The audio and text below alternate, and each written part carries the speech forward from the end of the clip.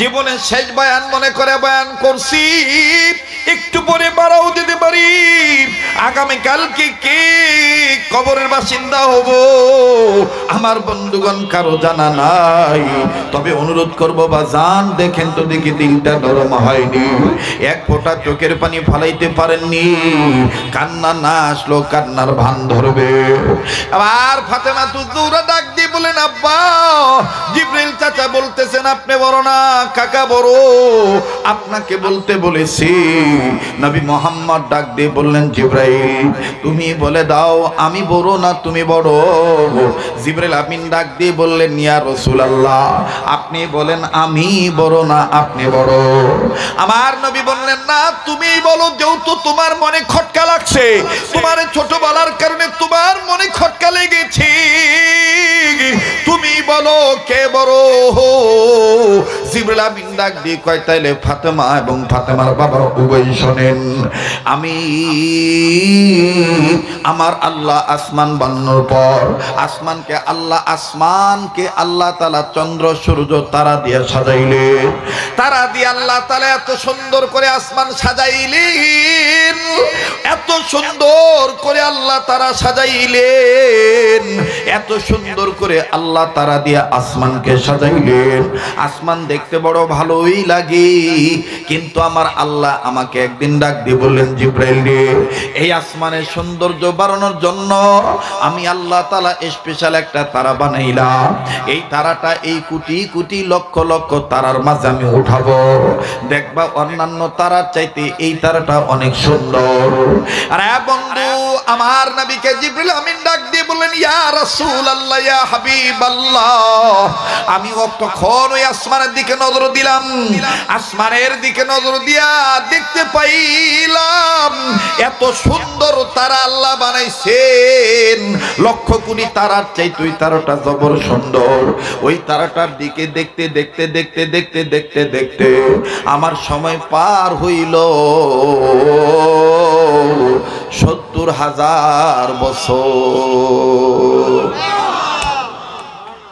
হঠাৎ করে ৭০,০০০ বছর পর এই তারাটা চলে গেল। কথাটা কোথায় পাইবেন? কিতাবটার নাম হলো যে ফুলের খুশবুতে সারা জাহান মাতোয়ারা। লেখকের মুসান্নেফের নাম হলো তাফসিরে নূরুল কোরআনের মুসান্নেফ।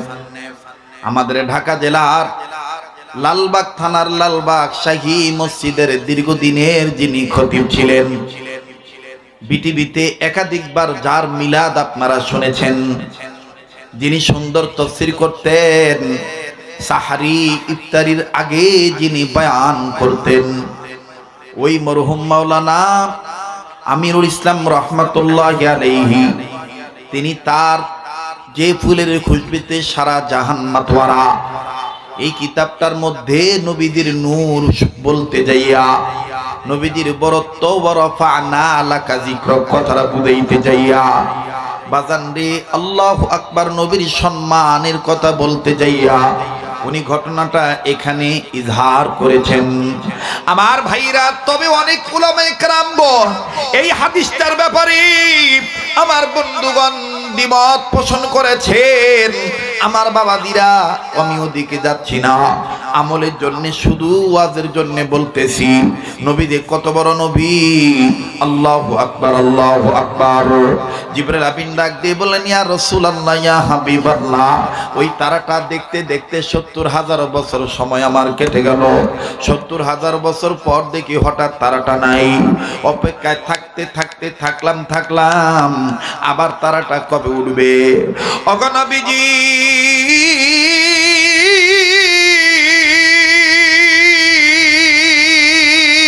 ইয়া রাসূলুল্লাহ ইয়া হাবিবাল্লাহ, অপেক্ষায় থাকতে থাকতে, ইন্তজারে থাকতে থাকতে থাকতে থাকতে সময়ও কেটে গেল ৭০,০০০ বছর। ৭০,০০০ বছর পর আবার ওই তারাটা উঠলো। আবার আমি ওই তারাটা দেখলাম, আবার দেখতে দেখতে 70,000 বছর কেটে গেল। ও ফাতেমার বাবা মুহাম্মদ, ও হুসাইনের নানা মুহাম্মদ, এইভাবে 70,000 বছর যখন কেটে গেল, এমনি ভাবে আমার সময় কেটে গেল এরকম 70 বার। আল্লাহু আকবার। 70,000 বছর পর পর আমি তারা দেখতাম, এরকম এই তারা ডুবলো আর উঠলো 70 বার। এখন বলো মুহাম্মদ, আপনি বড় না আমি বড়? আপনার বয়স আর কত? নবী আমার ডাক দিয়ে বললেন, জিব্রাইল, ও ভাই জিব্রাইল, এখন কি আর ওই তারা দেখতে পান? জিব্রাইল আমিন বলেন, ইয়া রাসূলুল্লাহ, আপনি যেদিন মা আমেনার গর্ভে চলে আসলেন ওই দিন থেকে আর এই তারাটা আমি দেখতে পাই না। আমার নবী বলে, জিব্রাইল, এখন মারিফত প্রকাশ করি। ওই সুন্দর তারাটার নাম ওই ছিল মুহাম্মদ রাসূল।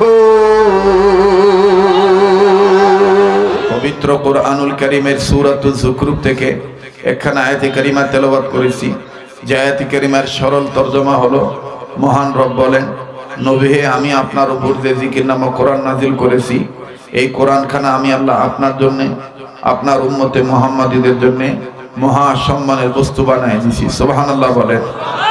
আপনারা বুঝে থাকলে বলেন, কোরআন সম্মানের কিতাব না অসম্মানের কিতাব? এই সম্মানিত কিতাব আল্লাহ তাআলা আমাদের জন্য সম্মানিত করে দিয়েছেন।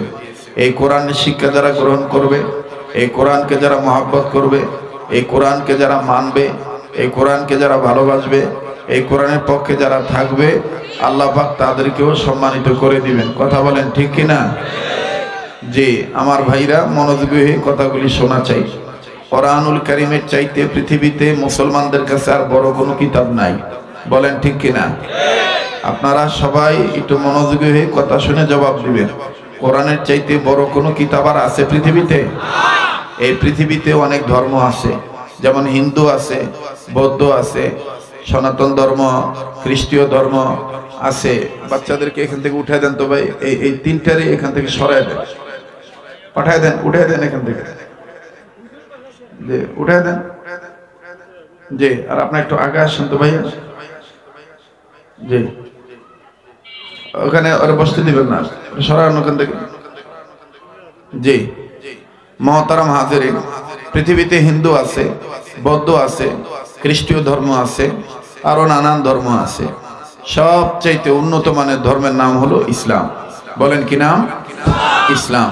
পৃথিবীতে নানান ধর্মের ধর্মীয় কিতাবাদিও আছে, যেমন গীতা, মহাভারত, রামায়ণ, ত্রিপিটক, বাইবেল, বিজ্ঞানিকা, জেন্দাবেস্তা, মনুস্মৃতি, মনুসংহিতা, বেদ, সামবেদ, অথর্ববেদ, যজুর্বেদ, ঋগ্বেদ ইত্যাদি ইত্যাদি, ওল্ড টেস্টামেন্ট, নিউ টেস্টামেন্ট সব আছে।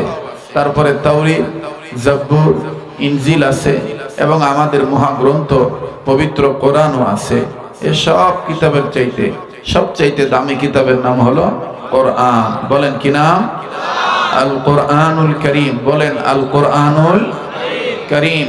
এই সমস্ত কিতাবাদি একটি রাষ্ট্রে, একটি ঘরে সেলফে সেলফে তাকে তাকে সাজানো আছে। যে রাষ্ট্রটা ইংল্যান্ডের জমিন, ইংল্যান্ডে একটি জাদুঘর আছে, যে জাদুঘরটা পৃথিবীর মধ্যে, ওয়ার্ল্ডের মধ্যে, সারা দুনিয়ার মধ্যে সবচাইতে বড় জাদুঘর, যাকে ব্রিটিশরা নাম দিয়েছেন ব্রিটিশ মিউজিয়াম। ব্রিটিশ কর্তৃক এই জাদুঘরটা নির্মিত, স্থাপিত। এই জাদুঘরের নাম হলো ব্রিটিশ মিউজিয়াম জাদুঘর। এই ব্রিটিশ মিউজিয়াম, মিউজিয়াম মানেই জাদুঘর। এই ব্রিটিশ মিউজিয়াম জাদুঘরে গীতা, মহাভারত, রামায়ণ, ত্রিপিটক, বাইবেল, বিজ্ঞানিকা, জেন্দাবেস্তা, তাওরীত, জব্বুর, ইনজিল, old testament, new testament, Veda, Samaveda, Atharvaveda, Yajurveda, Rigveda সব আছে। একটি জায়গায়, একটি কর্নারে সেলফে সেলফে নানান ধর্মের ধর্মীয় গ্রন্থাবলী সেলফে সেলফে তাকে তাকে সাজানো আছে। সবচেয়ে মজার বিষয় হলো, আমার আপনার পবিত্র কোরআনুল কারীম মহান আল্লাহ কর্তৃক রসুলের উপরে নাজিলকৃত 30 পারা কোরআনও একটা সাইটে আছে। সুবহানাল্লাহ বলেন। কোন মানুষ যদি পৃথিবীর কোন প্রান্ত থেকে কোনো কর্নার থেকে লন্ডনে ছুটে যে নিয়ত করে তার নিজস্ব ফিলিংস, নিজস্ব কিউরিসিটি, টেন্ডেন্সি জাগ্রত করে, ইচ্ছা অনুভূতি প্রকাশ করে যে আমি গীতা ধরব, মহাভারত ধরব, রামায়ণ ধরব, ত্রিপিটক ধরব, নানান ধর্মীয় গ্রন্থাবলী আমি ধরব, সে বিনা অজুতে ধরতে পারবে। তার অজু থাক বা না থাক, সে কালো হোক বা ধলা হোক, লম্বা হোক বা বেটে হোক, চিকন হোক বা মোটা হোক, ধনী হোক বা গরিব হোক, তার অজু থাক বা না থাক, সে বিনা অজুতে এই ধর্মগ্রন্থগুলি ধরতে পারবে। কিন্তু কোনো মানুষ যদি গাউজুয়ারি করে, একঘেয়ামি করে, মাতবরি করে, ক্ষমতার বাহাদুরি করে, শিক্ষার ভার দেখাইয়া, ডিগ্রির ভারে যদি সে তাকাব্বারি করে, অহংকার করে, খ্রিস্টানদের দেশে ব্রিটিশ মিউজিয়াম, আমি বলেছিলাম ভাই এই বাচ্চাগুলো আসলে এই এরা কিন্তু এদেরকে এখান থেকে সরান্ত, ওই যে বাচ্চাটা যে এই শার্টওয়ালা ছেলেটা আসলেই ঝামেলা, এ হলো এলাকার পোদ্দার আর কি, মাতবর, শয়তানের কিছু পণ্ডিত থাকে না, তো সব বাচ্চাকে পণ্ডিত তুলে দেয়। হ্যাঁ, গুরু এনে বইছে, বাকিগুলো হেরে ছাড়া শান্তি পায় না, কথা কয় না। যাই হোক, কোনো মানুষ যদি বিনা উযুতে অন্যান্য ধর্মগ্রন্থ ধরার মতো কোরআন শরীফ বিনা উযুতে ধরতে যায়, তখন ওই খ্রিস্টানদের দেশে ব্রিটিশ মিউজিয়াম জাদুঘরে সে বিনা উযুতে কোরআন শরীফ ধরতে পারে না। জোর করে যদি ধরতে যায় তো কম্পিউটারের স্ক্রিনের উপরে ইংরেজিতে সতর্ক বার্তা উঠে যায়, প্লিজ ডোন্ট টাচ মি, অনুগ্রহপূর্বক আমাকে বিনা উযুতে স্পর্শ করবেন না। সুবহানাল্লাহ বলেন। তাইলে বলেন কোরআন শরীফ বড় না ছোট? কোরআন শরীফ যে নবীর উপরে নাজিল হয়েছে, এই নবী বড় নবী না ছোট নবী? বলেন বলেন। এই নবীর উপরে আর কোন নবী আছে? এই নবীকে কেউ যদি ছোট নবী মনে করে, এই নবীর খতমে নবুয়তকে কেউ যদি অস্বীকার করে, এই নবীর মতাদর্শ কেউ যদি আঘাত করে, আমরা তাদের সাথে নাই। কথা বলেন ঠিক কিনা? আমার আপনার নবী হলো আমার আপনার কাছে বিশ্ব নেতা, বিশ্ব নবী, এই নবী বিশ্ব নবী, এই নবী বিশ্ব নেতা, এই নবীর পরে নবী নাই। এটাই আমাদের ইমানদারদের আওয়াজ, এক হওয়া চাই, ঠিক কিনা বলেন? যারা বিশ্ব নবীকে শেষ নবী মানে না, তারা মুসলমান হতে পারে না, তারা কাদিয়ানি, আর কাদিয়ানিরা কাফের। কাদিয়ানিরা কি ভাইয়া? কাফের। তাহলে বলেন কাদিয়ানি কি? কাদিয়ানিদেরকে যারা কাফের মনে করে না, তারাও কাফের। তো নবী বড় না ছোট? আমার আপনার নবী বড় না ছোট? নবীর উপর যে কোরআন নাজিল হয়েছে সেই কোরআন বড় না ছোট? যেই আল্লাহ কোরআন আর নবীজিকে দুনিয়াতে পাঠাইছেন সেই আল্লাহ বড় না ছোট? ওই আল্লাহর পক্ষে আবার আওয়াজ দিয়ে বলেন তো আল্লাহু আকবার। সামনের ভাইরা চুপ থাকেন, পিছনের ভাইরা একটু আওয়াজ দিয়ে বলেন তো আল্লাহু আকবার। মাশাআল্লাহ, একটু দুই হাত উপরের দিকে তোলেন তো ভাইয়া, দুই হাত উপরের দিকে তোলেন, মোট করে ধরেন, সারেন, ধরেন, সারেন, আর দুই হাতের আঙ্গুলগুলি একটু ফুলের মতন ছড়ান। এবার একটু ডাইন বাম নাড়া চাড়া দেন, উচ্চ আওয়াজে বলেন তো আল্লাহু আকবার। নারায়ে তাকবীর, নারায়ে তাকবীর। হাত নামান। আবার বলেন নবী বড় না ছোট? কোরআন যে বড় এটা আমি একটু পরে বলছি, নবী যে বড় এটা একটা বাস্তব ওয়াজ, আপনি শুনে যান। যদিও এই বয়ানটা নিয়ে, এই হাদিসটা নিয়ে মুহাদ্দিসিনে কেরামদের মত আছে, কেউ কেউ দ্বিমত পোষণ করেছেন, কিন্তু নবীর সম্মানার্থে এটা বলা জায়েজ আছে, কোনো সমস্যা নাই, বয়ানের ক্ষেত্রে বলা যায়। আমি কি বলবো? বলেন বলবো? আধা ঘন্টা সময় দিতে আপনাদের কষ্ট হবে? হ্যাঁ, আপনারা ব্যস্ত মানুষ, আধা ঘন্টা সময় দেওয়া যাবে তো ইনশাআল্লাহ? আল্লাহর নবী যে কত বড় নবী, সুবহানাল্লাহ। একদিন জিবরাইল আমিন নবীজিকে জিজ্ঞেস করলেন, ইয়া রাসূলুল্লাহ আপনি বড় না আমি বড়? শুনতেছেন আপনারা? জিবরাইল আমিন জিজ্ঞেস করলেন, ইয়া রাসূলুল্লাহ আপনি বড় না আমি বড়? নবীজি চুপচাপ থাকলেন। জিবরাইল বলতেছেন, ইয়া রাসূলুল্লাহ আপনি জবাব দিচ্ছেন না কেন?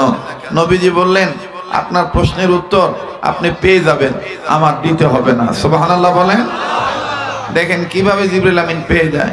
অন্য আরেক দিনের ঘটনা, ফাতেমার ঘরে কোনো খাবার নাই, ফাতেমার ঘরে কোনো খাবার নাই, হাঁড়ি পাতিল খাবার মুক্ত, ঘরেও খাবার নাই, বাচ্চাদের পেটেও খাবার নাই, স্বামী হযরত আলীও বাড়িতে নেই। একদিন হযরত হাসান আর হুসাইন দুজনেই ডাক দিয়ে বলতেছেন, মা আপনি একটু আমাদের খাবার দেন না, আর যদি খাবার না দেন তাহলে আমাদেরকে অনুমতি দেন, আমরা নানা মোহাম্মদের কাছে যাই। কেননা নানা মোহাম্মদের চেহারার দিকে ক্ষুধা নিয়ে তাকাইলেও খিদা ভুলে যাই। সুবহানাল্লাহ বলেন। মা কোনটা করবেন, আপনি আমাদেরকে খাবার দিবেন নাকি নানার কাছ থেকে খাবার এনে দিবেন? হযরতে ফাতেমা বলতেছেন, তোমরা তোমাদের নানার প্রতি দুরূদ শরীফ পড়তে থাকো, আল্লাহ তাআলা তোমাদের খানার ব্যবস্থা করে দিবে। ভাই দুরূদ শরীফ পড়লে লাভ না লস? বলেন লাভ না লস? যেমন আজকের রাত্রে, আজকের এই বৃহস্পতিবার রাত্রে জুমার রজনীতে কোন উম্মত যদি 1000 বার দুরূদ শরীফ পড়ে ঘুমায় আর এই আমলটা যদি সে চালু রাখে, মুহাদ্দিসিনে কেরামগণ বলেন, ওলি আল্লাহগণ লেখেন যে আল্লাহ তাআলা তার কপালে 2টা উন্নত মানের ব্যবস্থা করে দেয়। নাম্বার 1, মৃত্যুর আগে আল্লাহ তাআলা তাকে মক্কা মদিনা জিয়ারত নসিব করে দেয়। নাম্বার 2, স্বপ্নের মাধ্যমে সে তার নবী মুহাম্মদকে দেখতে পারবেন। সুবহানাল্লাহ বলেন।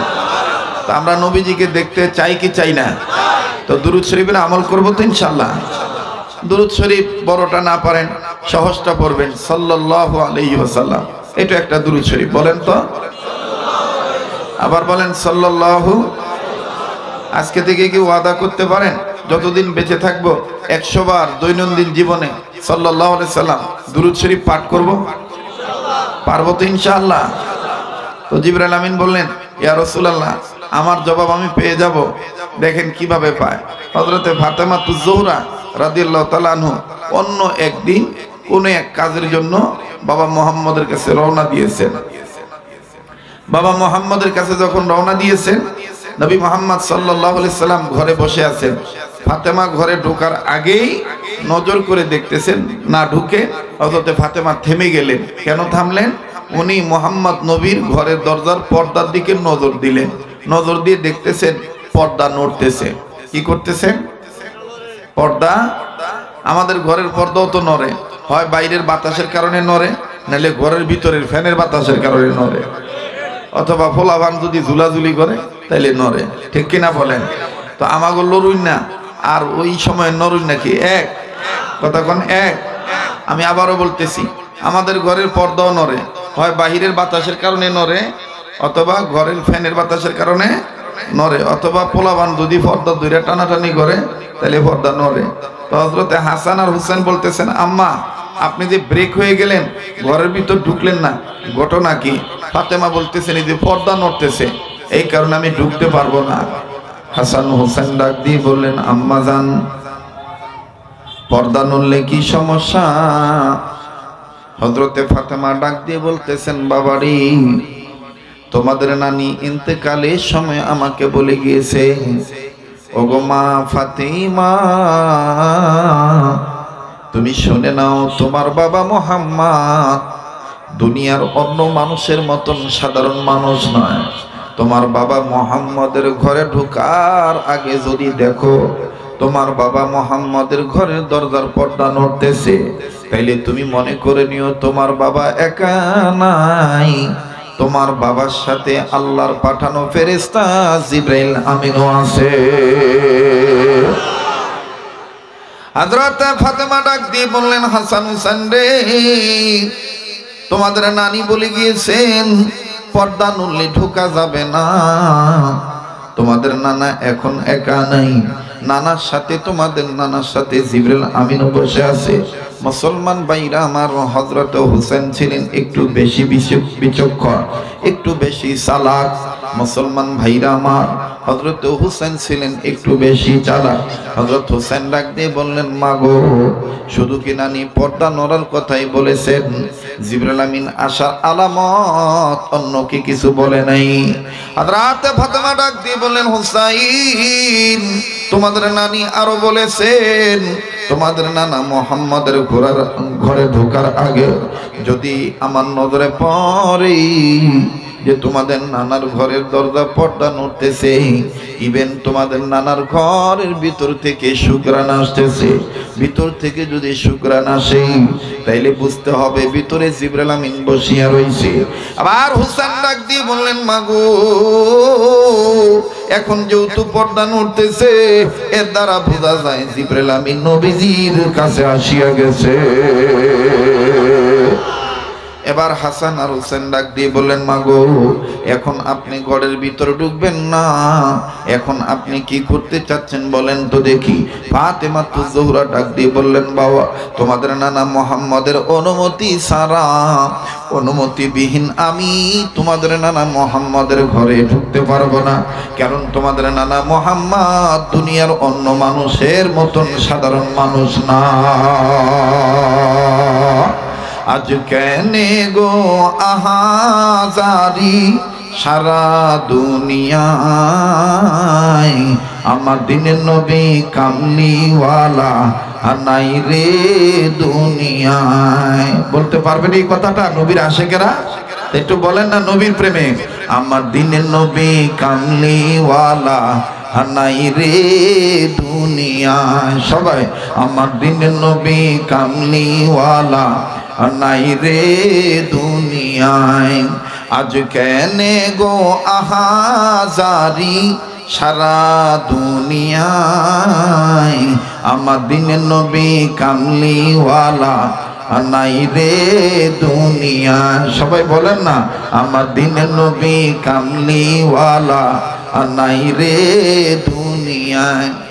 নবীজির ওফাত শুনিয়া কান্দিয়া হযরত বেলাল গেলেন বেহুশ হইয়া। ঠিক না? নবীজির ওফাত শুনিয়া কান্দিয়া হযরত বেলাল গেলেন বেহুশ হইয়া। কান্দিয়া কান্দিয়া বেলাল কান্দিয়া জোরে কান্দিয়া কান্দিয়া বেলাল মদিনায় লুটায়, আমার দিনের নবী কামলিওয়ালা নাই রে দুনিয়ায়। বলেন না, আমার দিনের নবী কামলিওয়ালা নাই রে দুনিয়ায়। আজ কেনে গো মাতম জারি, আজ কেনে গো আহাজারি সারা দুনিয়ায়, আমার দিনের নবী কামলিওয়ালা নাই রে দুনিয়ায়। নারায়ে তাকবীর, নারায়ে তাকবীর। আল কোরআনের আলো। ওই মেয়েটাকে বসান তো ভাই, বাচ্চাটাকে বসান বসান বসান। আর এই যে এই সাইডে একটু দেখেন তো ভাই, কোন বাচ্চাগুলো ডিস্টার্ব করে। এই যে পর্দাটার আড়ালে একটু সরাই দেন তো ভাই, এখানে কাউকে আসতে দিয়েন না। আপনারা বলেন চলবে কি চলবে না? হ্যাঁ নাকি দোয়া করে দিতাম? হ্যাঁ সারা রাত চলবো, আপনারা থাকেন সারা রাত, আল্লাহ যতক্ষণ কবুল করে ইনশাআল্লাহ। আবার বলেন, আমার দিনের নবী কামলিওয়ালা নাই রে দুনিয়া। যার বলতে ভাল লাগে বুঝে নেন, আমার নবীর আশিক আপনি। আমার দিনের নবী কামলিওয়ালা নাই রে দুনিয়ায়। জোরে কোন মারহাবা। এবার ডাক দিয়ে বললেন, হুসাইন,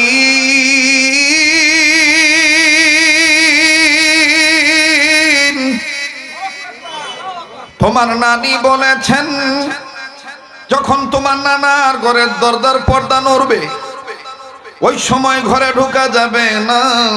কেননা তোমার নানার সাথে তোমার নানা একা থাকেন না, তোমার নানার সাথে জিবরাইল আমিনও থাকেন। হাসান ডাক দিয়ে বললেন, তাইলে তো ঢোকাই যাবে না। কিন্তু হোসেন একটু চালাক। হোসেন ডাক দিয়ে কয়, জিবরাইল থাকলে আমার কি? কথা কয় না? এরকম কিছু চালাক ফোলাফান থাকে না? দেখবেন ফোলাফানের মধ্যে দুই তিন ফোলাফান, এক ফোলাফানটা করবেন যে হেন যাইস না, গেলে এইটা হইব এইটা হইব, যেটা বুঝুন না এটা করবো ঠিক আছে যাইতাম না। আর যেটা একটু গাড়তেরা, যেটা চালাক্যা, এটা করবেন না, এটা গেলে কি হইব? কথা কয় না? এরকম আছে না? নবীদের মধ্যে কিছু নবী ছিলেন বিচক্ষণ, খুব চালাক। যেমন বাবা আদমকে আল্লাহ পাক বলছেন, আপনি এই গাছের কাছে যাইবেন না, ওই গাছের কাছে গেলে ঝামেলা হইব, এই হইব সেই হইব। বাবা আদম পেছে আচ্ছা। যাইতাম না। কিন্তু এই একই কথা যদি মুসা নবীর আল্লাহ কইতো, তাহলে মুসা নবী কইতো এই গাছে গেলে কি হইব, গাছের কাছে গেলে আল্লাহ তখন কইছে যে এটা গেলে এই হইব, শয়তান ধোঁকা দিব। বাবা আদম তো কিছু কয় নাই, কিন্তু মুসা নবী হইলে কইতো তাহলে আপনি বানাইছেন কে? ভাই একটু মেহরবানি করে এলাকার কেউ নাই ভাই, ওখানে একটু যান না ভাই, ওই দোকানদারের ওখানে দেন তো দিন, একটু পরিবেশ দিতে হবে আলোচনা। কথা বলেন ঠিক কিনা? দেখবেন একটু পরে খুব মজা লাগবে, খালি মজাই লাগবে, কিন্তু আমি অন্যান্য দিনের মতন সুস্থ না, আমি অসুস্থ, ভিতরে একটু সমস্যা। আজকে প্রায় 3 দিন যাবত। যাই হোক, আল্লাহ যেন শেফা দান করে দেন, বলেন আমিন। হযরতে হোসাইন ডাক দিয়ে বলতেছেন জিবরাইল আইছে, তে আমার সমস্যা কি? আরে তোমার নানার সাথে পার্সোনাল কথা বলতেছে, আল্লাহর কাছে থেকে ওহী নিয়ে আইছে। তো নানার কাছে ওহী লই আইছে, জিবরাইলের কাম জিবরাইল করবো, আঙ্গো কাম আমরা করব, কারণ পেটে খিদা তো ভাল লাগতেছে না আর কি, বুঝেন নাই? তো হযরতে ফাতেমা ডাক দিয়ে বলতেছেন না, এখন ভিতরে যাওয়া যাবে না। হযরত হোসেন কয় তুমি যদি ভিতরে না যাও তাহলে আমি একটু ভিতরে সুকি মাইরা দেখি এরা দুইজন কি করতেছে। ফাতেমা করতে তো সুকি মারা আর যাওয়া তো একই, আপাতত একটু ধৈর্য ধরো না, এখন যাও দিত না। হযরতে হুসাইন ডাক দিয়ে বলে, কিন্তু ফাতেমা বলতেছে না, দাম দেব না। তো হযরত হুসাইন ফাতেমাকে রেখে ডাইনে বামে ঘোরাঘুরি করতেছে। খুব খেয়াল করবেন, একবার এই দিকে যায়, একবার এই দিক যায় আর কি, দরজার ভিতরে ঢুকে না আর কি। মার কথাটাও রাখছে, নিজের ঠেডা মুডাও রাখছে। একবার এই দিক যায়, একবার এদিকে, একবার এই দিক যায়, একবার এদিকে। তো হযরতে জিবরাইল আমিন নবীজির সাথে কথা বলতে বলতে বলতে বলতে ডাক দিয়ে কই, ইয়া রাসূলুল্লাহ, মনে হয় বাইরে কেউ ঘোরাঘুরি করতেছে। তো নবীজি বলতেছেন বাইরে ঘোরাঘুরি করতেছে, তা আপনার সমস্যা কি? আমার সমস্যা হইলো আমার পাখনায় কেমন জানি তার ফাউ লাগতেছে। সুবহানাল্লাহ কইবেন না? আর আস্তে কোন সুবহানাল্লাহ, জোরে কোন। আপনারা সময় দিলে মাওলানা আসেন আসেন আসেন আসেন। মাশাআল্লাহ, এই মাওলানার এখানে বয়ান করতে গেছিলাম গত কয়েকদিন আগে, বদরগঞ্জ, রংপুর, আপনাদের এলাকায় থাকে। মাশাআল্লাহ, এত বড় দিলের মানুষ, হ্যাঁ, অনেক বড় মাহফিল। মাওলানা খুব টেনশনে ছিল বৃষ্টি নিয়ে। তা আমি কইছি মাওলানা আমার ওয়াজের সময় বৃষ্টি আইতো না, আপনি টেনশন করেন না। তো সকালেও বৃষ্টি হয়েছে, কিন্তু মাহফিলের সময় আর বৃষ্টি হয় নাই। তো এলাকার মানুষ খুব ভক্ত হয়ে গেছে। তো মাওলানাকে আমি বলেছিলাম 1 তারিখে মাহফিল আছে, পারলে আসে। তো আসছে আলহামদুলিল্লাহ। আল্লাহ এই উক্ত আলেমের হায়াতের মধ্যে বরকত দান করেন, আবার বলেন আমিন। এখন আপনার একটু মনোযোগ ঠিক করে বলেন, আমি কি সামনে আগাবো না বাদ দেব? না সবাই কইতেছেন না ভাইয়া? কালকা তো যারা কর্ম করেন, ফ্যাক্টরি বা চাকরি করেন, কালকা তো বন্ধই আছে। আপনাকে কত লাভ, আজকেও সরকারি ছুটি আসছিল, কালকেও ছুটি, আবার পরের দিনও ছুটি। তা আজকে যদি একটু রাত বেশি হয় তো সমস্যা কি? আমরা তো আর খারাপ কাজ করতেছি না, আমরা তো বালা কামই করতেছি, ঠিক কিনা বলেন? তো বলেন চলবো কি চলবো না? একটু জোরে কোন তো আল্লাহু আকবার, আবার জোরে কোন আল্লাহু আকবার।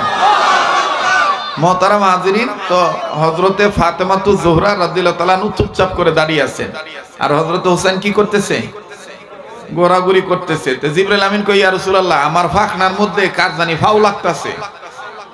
জিবরাইল আমিনের ফাখনা হলো 600। কয় শত? আল্লাহ রাসূল বলতেছে আপনার এত ফাখনার মধ্যে আমার এই নাতিটার ফাখনা আপনার গোত্র লাগলো? কয় আপনার নাতি তো এটা সাধারণ নাতি না, এটা সাংঘাতিক নাতি। আপনার নাতিটা হইলো এটা সাংঘাতিক নাতি, ওজনদার নাতি। দেখেন ইমাম হুসাইনের ওজন কত। হযরত হুসাইন একবার নবী মুহাম্মদের কোলে পেশাব করছে। হযরতে ফাতেমা নবীজির গায়ের এই হুসাইনের পেশাবের পানি পরিষ্কার করে দিতেছে, আর বলতেছে হুসাইনকে কইতেছে নানুর কাছে ওহী নাজিল হয়, জিবরাইল আমিন আসে, নানুর গায়ে মানুষ পেশাব করে, এরকম অনেক সময় কয় না, মা বাবা কয় না। তো আল্লাহ রাসূল সাল্লাল্লাহু আলাইহি সাল্লাম ফাতেমাকে বলতেছেন, ফাতেমা তোর ফলায় আমার কোলে পেশাব করছে, আমি নবী আজকে থেকে বলে দিলাম দুনিয়াতে আমার উম্মতের মধ্যে যারা নানা হইব দাদা হইব, নাতিরা যদি নানা দাদার কোলে নানি দাদির কোলে এরকম পেশাব করে, আমি রাসূল বলে দিলাম এইটা সুন্নত আদায় হিসাবে নেক পাইয়া যাইব। নানাদের কোলে নাতিরা পেশাব করা কি কথা কয় না, খালি টুপি দাড়ি রাখার নাম ওই সুন্নত না, নাতি মুতলে এই মুতটাও সহ্য করাও সুন্নত। কালকাতা দেখবেন অনেক নানা পাগল হইয়া নাতি যদি পেশাব নাও করে এর হর জোর করে কইব মুত, শরীর পুরি কইয়া গেছে এটা সুন্নত। কথা কন ঠিক কিনা? আপনারা রাগ হইতেছেন, বেজার হইতেছেন? আপনারা জানেন যে আমি একটু রসিক মানুষ, আমি হাসি খুশি ভাবে থাকি, হাসি খুশি কথা বলাটাই পছন্দ করি। কষ্ট হইতেছে আপনাদের? তো এইবার হোসেন যখন পাইচারি করতেছে, জিবরাইল আমিন ডাক দিয়ে বলতেছেন, ইয়া রাসূলুল্লাহ আমার ফাখনার মধ্যে তার কদম লাগতেছে, তো সে যত বাইরে ঘোরাঘুরি করতেছে, তা আপনার নাতিটারে ভিতরে আইতে দেন না। নবী কইতেছে, আরে আপনার মাথা খারাপ, হ্যাঁ রে এখন ভিতরে আইতে দেন দেব না, কারণ হ্যাঁ ভিতরে আইলে আপনার ঘাম ছুড়ে দিব। কয় কি লিগা? কয় হ্যাঁ যদি জানে আপনি ওই জিবরাইল ফেরেশতা, তো হ্যাঁ নানান ধরনের বাহানা করব। নানার কাছে শুনছি তোমার 600 ডানা, 600 ডানা একবার বাড়ি মারলে 70,000 রাস্তা অতিক্রম করো, তো তুমিও তো জান্নাতে গেছো, তো এই 600 ডানা বাড়ি মাইরা জান্নাতে যাও, আমার পেটে ভোগ লাগছে খাও নাই না দেও, এই নানান ধরনের বাহানা করবো, হ্যাঁ ঢুকান যাইতো না। তো জিবরাইল আমিন কইতেছে, ইয়া রাসূলুল্লাহ হ্যাঁ হইলো ছোট মানুষ আর আমি হইলাম ফেরেশতা জিবরাইল, হ্যাঁ আমার গাম ছুটাইবো কেমনে? আর আমি কইতেছি হ্যাঁ এখন ঢুকান যাইতো না। কয় না না হ্যাঁ বাইরে ঘোরাঘুরি করতেছে, আমার ভাল লাগতেছে না, এর ভিতরে ঢুকতে দেন, হ্যাঁ আমার লগে পারতো না। আল্লাহ রাসূল বলতেছে তাইলে এখন আর আমার কিছু নাই, যা বোঝার তুমি বুঝছো। এইবার যখন ইমাম হুসাইন পাইচারি করতেছে আর কানটা হেদিক দিয়ে রাখছে, নানা আর ফেরেশতা জিবরাইল কি কয়, তো যখন হুসাইন নামাইছে হুসাইনের কানে, হুসাইন মায়েরে ডাক দিয়ে কয়, মা গো মনে হয় ভিতরে টেনে আমারে যাওয়ার লাগে কইতাছে। তো ফাতেমা সালাম দেওয়ার আগেই হযরত হোসেন বাইরে থেকে ডাক দিয়ে কয়, আসসালাতু ওয়াসসালামু আলাইকা ইয়া রাসূলুল্লাহ, না না আমি কি ভিতরে আইতাম? দেন কি ফাকনার ফাকনা, না না আমি কি ভিতরে আইতাম? তো নবীজি বলতেছে আসো। হযরতে ফাতেমা কোনো কথা বলতেছে না। তো হোসেন ভিতরে ঢুকছে, ভিতরে ঢুইকা নানার সাথে মুসাফা করছে, নানার কোলে গেছে, কপালে চুমা দিছে। তো হোসেনের ঢোকা দেইকাই জিবরাইল আমিন ফট করিয়া তার সুরত পাল্টাইছে, ফেরেশতার আকৃতি পাল্টাইছে, মানুষের সুরত নিছে, আল্লাহর পক্ষ থেকে দাহিয়াতুল কলবি সুরত নিছে, এত সুন্দর চেহারা। ওই সাইটে যে জিবরাইল বসে রয়েছে দাহিয়াতুল কলবি সুরত লইয়া। তো হোসেন কিছুক্ষণ নানা মোহাম্মদের কোলে বসে থেকে দাড়ি নাইরা সারা দিয়া ডাক দিয়ে কয়, নানা ভাই উনি কে? তো নবীজি বলতেছে উনি যাইও, তুমি কে লেগেইছো কও। তো হোসেন কইতেছে আমার খুব খিদা লাগছে, আপনার কাছে আইছিলাম একটু খাওয়ানোর জন্য। তো উনি কে?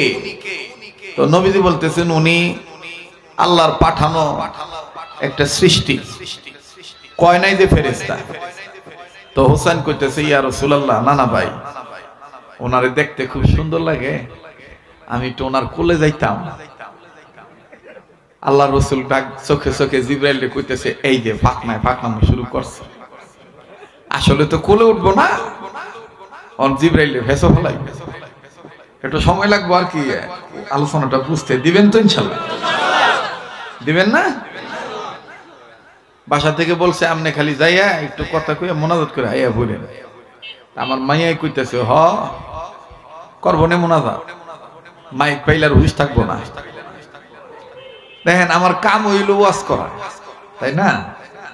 আপনারা এতগুলো মানুষ বউ ফুলাবান থুইয়া বাড়িঘর থুইয়া আইছেন, আপনাদের যদি আমি ঘন্টাখানিক ওয়াজ না শোনাই তাহলে কষ্ট পাইবেন না? আপনাদের মন ভালো লাগলে আমার জন্য দোয়া করলে আল্লাহ হয়তো বা আপনাদের দোয়ার বরকতে আমারে ভালো করে দিতে পারে, ঠিক কিনা কর? তো এইবার নবীজি জিবরাইল বলতেছে তোমার কোলে যাইতেছে, কি কও? জিবরাইল আমিন ইশারায় কইতেছে দেন না, আইতে দেন। হ্যাঁ, আমার সৌন্দর্য দেখে আমার কোলে আইতে চাইতেছে, তা আমারও তো মনটা চায় হ্যার মতন সুন্দর বাচ্চাটারে কোলে নিতে। সুবহানাল্লাহ কোন? দেখবেন সুন্দর বাচ্চা পাইলে কিন্তু আমাগো অনেক সময় হুশ আক্কেল থাকে না। সুন্দর নাদুস নুদুস পোলাপান পাইলে কুলি বাবা কুলে আইবা দাদু রে টুম্পা রে মন চায় না রে। তো জিবরাইল আমিন ডাক দিয়ে কইতেছে এ সুন্দর, আমার সুন্দর চেহারা দেখে আমার কোলে আসার জন্য মরিয়া হচ্ছে, তা আমারও তো মন চায় এরকম একটা সুন্দর বাচ্চারে কোলে নিতে। সুবহানাল্লাহ কোন? এবার মুসলমান ভাইরা আমার, পর্দার আড়ালের মা বোনেরা, ইমাম হোসেন যখন নানা মুহাম্মাদের অনুমতি প্রাপ্ত হয়ে গেল জিবরাইল আমিনের কোলে ওঠার জন্য, রে বাবাজি ইমাম হুসাইন হাঁটি হাঁটি পা পা করে জিবরাইলের দিকে যখন আগায়, জিবরাইল আমিন আমার বন্ধুগণ 600 ডানার মধ্যে একটা ডানার একটা অংশ একটু উঁচু করে ডাক দিয়ে বলে, আসো না ভাই তুমি আমার কোলে আসো। ইমাম হোসেন কাছে যাইয়া ডাক দিয়ে কয়, আপনার নাম কি? নবীজি পিছন থেকে ইশারায় কয়, খবরদার নাম কইেন না, নাম কইলে কিন্তু বেজালে পড়বেন, হ্যাঁ কিন্তু আপনার ঘাম ছুটে ছাড়বো। জিবরাইল আমিন ডাক দিয়ে কয়, নাম দিয়া কাম কি? হোসেন ডাক দিয়ে কয়, নাম যেহেতু কইবা না, এখন বলো তো দেখি তোমার বাড়ি কই? এবার জিবরাইল আমিন নবীকে বলতেছেন, ইয়া রাসূলুল্লাহ নাম কই নাই বাচ্চা গেছি, কিন্তু ওহনে জিগা আমার বাড়ি কই, ওহন আমি কি কইতাম? জিবরাইল আমিন কয়, হবাই খেলা শুরু। দেখবেন এমন ফেসো ভালাইব, কারণ এর বাপ হইল জানলে ওয়ালা আলেম মানুষ, এও কিন্তু আলেম হওয়ার কাতারে। অবাজান বাবা যদি আলেম হয়, বাবার সন্তানরাও দেখবেন বাজান বিচক্ষণ হইয়া যায়। আরে বাবাজি পর্দার আড়ালে মা বোনেরা, কেরানীগঞ্জের বন্ধুরাও, শরীয়তপুরীর কণ্ঠ, সুর ঝংকার সুর শব্দ, কথা বলার আমার বন্ধুগণ ছন্দ, এগুলো কিন্তু আপনাদের কাছে অনেক আগে থেকেই জানা। আমার বন্ধুগণ একটু সময় নিয়ে মনোযোগী হয়ে কথাগুলি শোনা চাই, একটু এদিক সেদিক নজর দিবেন না, খুব খেয়াল করে কথাগুলি শুনবে। এদিক সেদিক খেয়াল করলে বাজানো আলোচনার পয়েন্ট কিন্তু আপনি বুঝতে হারিয়ে ফেলবে, বোঝার জন্য আপনার কষ্ট হয়ে যাবে। আমার বন্ধুগণ অত্যন্ত সহনীয় পর্যায়ে যেন বিষয়টা থাকে, এই জন্য বারবার আমি আপনাদেরকে বোঝানোর জন্য, অ্যাটেনশন ঠিক রাখার জন্য বলছি। গভীর মনোযোগে শোনা চাই। হোসাইন যখন ডাক দিয়ে বললেন, ভাই তোমার বাড়ি কই? জিবরাইল আমিন রাসূলকে ডাক দিয়ে বললেন, ইয়া রাসূলুল্লাহ এখন আপনি বলেন তো দেখি এখন আমি কি কই? আল্লাহ রাসূল বললেন, এ ইলম আমার জানা নাই, তোমার যত জিগাইছে তোমার বাড়ি কই, তুমি তোমার ইলম মোতাবেক জবাব দিয়ে দাও। এবার হোসেন ডাক দিয়ে কয়, কি গো জিগাইলাম আমি, তাকাতাকি করেন ওইদিকে, কারণ কি? বাবা বারবার স্টেজ থেকে নামিস না, উড়িস না, কিছু লাগলে আমি চাইয়া নিব। এই ক্লাসটা জমাইতে খুব কষ্ট, এর লেগে ইয়াসিনটা দিছিলাম যে আধা ঘন্টা ওয়াজ করবো, একটু চিল্লাইব। মাশাআল্লাহ 5-7 মিনিট কথা কইছে, তার মধ্যে মাহফিলে রওনা ফিরাইছে, কথা কয় না। কিছু লোক দেখবেন গাইলেও ভালো লাগে, কিছু লোক দেখবেন খাইজা করলেও ভালো লাগে, আবার কিছু লোক দেখবেন সালাম আলী দিল শরীর জ্বলে, কথা কয় সালাম আলী দিল শরীর জ্বলে না। দেখবেন যার লগে যারা আমনের ফিরিত নাই, হ্যাঁ যদি আপনার বালা মতন কয় আসসালামু আলাইকুম, যেটা বালা নেই, দেখবেন আমি শরীরটা একে ফোরা উঠব, আলাইকুম, আরে কথা কয় না। আর যার লগে মনের ভাব আছে, হ্যাঁ যদি সালাম আলী নাও দেয়, দূরের তেনে কয়, দেখবেন দূরের তেনে কব, এক্সট্রা উত্তর দিয়ে কব আমি ভালো আছি, তুমি ভালো না, কারণ এটা মনের ব্যাপার, ঠিক না? মনের লগে মনের মিলন হইলে গাইলে লো মজা লাগে। তো মাঠের বক্তা ছোট হোক বড় হোক, মাঠের খোরাক সবাই দিতে জানে না। দেখবেন যে মাঠে বসলে খালি মাঠ, ছোট্ট একটা চেয়ার, কিন্তু 5-7 মিনিট কথা কইব, দেখবেন মানুষের টনক নইরা যায়। এটা আল্লাহ প্রদত্ত দান। এটা কে দান করছে? যখন কে দান করছে? আল্লাহ দান করছে। অথচ দেখবেন বড় সাইকুল হাদিস চেয়ারে বসবে, কথা ভুলে দেবো গা, কথা কইতে পারবো না, কইবো যে আজকে আমার মনে নাই, আমি আর একদিন শুনাবো। এটাও কিন্তু আল্লাহর খেলা। এটা কার খেলা? আল্লাহর খেলা। এই জন্য আপনারা মাশাআল্লাহ ইয়াসিন আরাফাতের কথা শুনছেন। আমারই মন চাইছিল যে আমি আজকে যেহেতু একটু অসুস্থ, পরে দিয়ে একটু কাজটা আগাই লই, কিন্তু সেরাই আগাইলো না, আমারে দিয়ে আগাইতেছে। যাই হোক, আপনারা কি থাকবেন না যাইবেন গা? যখন থাকবেন না যাইবেন, তাহলে আবার একটু তাকবীর দিয়ে জানাই দেন তো আপনারা আছেন, মাহফিল হইতেছে। নারায়ে তাকবীর। নিজে তাকবীর দিবেন, ডান বাম লক্ষ্য করবেন কেডায় তাকবীর দেয় না। যেটা তাকবীর দিব না মনে করবো হেডে হেই গুরু ফেললো, বিতে বালা না। কথা কোন ঠিক কিনা? নারায়ে তাকবীর। আল কোরআনের আলো, আল হাদিসের আলো, কোরআন হাদিস যেখানে, আলেম ওলামা যেখানে, আজকের মাহফিল চলছে চলবে। আজকের মাহফিল কতক্ষণ চলবে?